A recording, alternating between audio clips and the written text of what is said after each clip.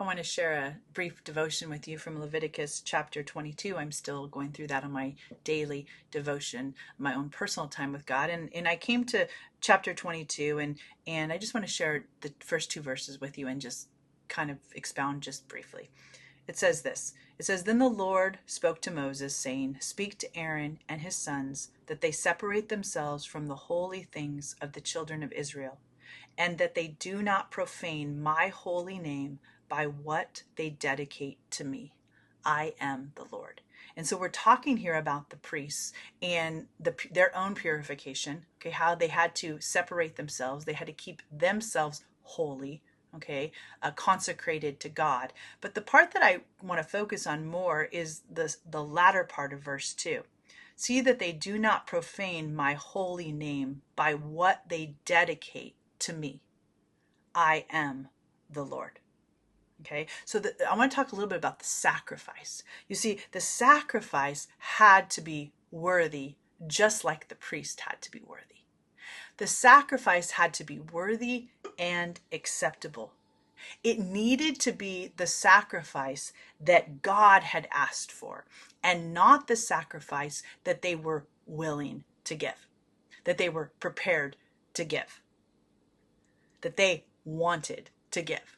Okay, and I think about that in my own life when it comes to doing things for the Lord.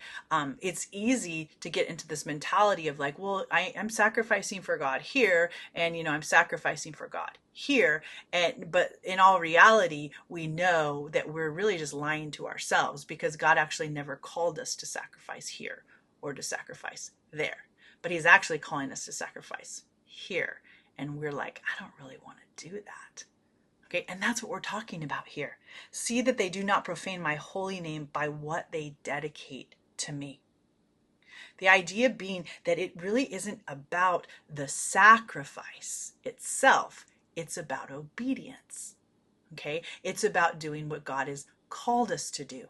Not I'm going to give up this, and I'm going to give some time here, and I'm not going to do that anymore. No, it's like, okay, Lord, where are you calling me to sacrifice? We really need to guard against our self chosen sacrifices. All right. It reminds me of Saul. And you remember the battle with the Amalekites. And after that happens, Saul is given very clear directives from God. He is supposed to go and he's supposed to destroy everything of the Amalekites. He's supposed to kill the king. He's supposed to get rid of all of the livestock, everything. And he doesn't do that. He doesn't. He keeps the king, and then he also keeps the best of the livestock. And Samuel, who's the prophet at the time, he comes to him and he's like, what is that I hear? It's like the bleating of sheep. I shouldn't be hearing the bleating of sheep.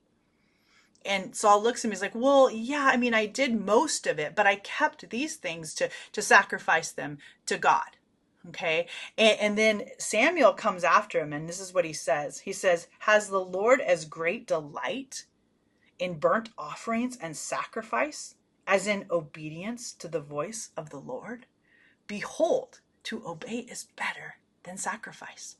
And that is something that we need to be reminded of, friend, that we have to be, if we are servants of the Most High King, then He's the one that tells us where the sacrifice is going to happen. He's the one that tells us what the sacrifice is going to be.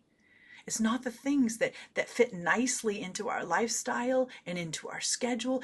Sometimes it's the very thing that's going to turn everything upside down, but it's for His purpose. And so we need to be sensitive. It reminds me of, I think it was in Matthew, and Jesus is speaking. He's like, you know what? Not everyone who says, Lord, Lord, not everyone who says, Lord, Lord, will enter the kingdom of heaven, but he who does the will of my Father. He's looking for obedience. He's looking for a heart that says, okay, God, yeah, I don't really want to do that, and that it's going to hurt and be a little painful, but Lord, you are my master, and I will do what you call me to do. So dedicate yourself to the Lord in that way, and just be blessed in your obedience. And because it glorifies God, your obedience to the Lord glorifies Him. So God bless you.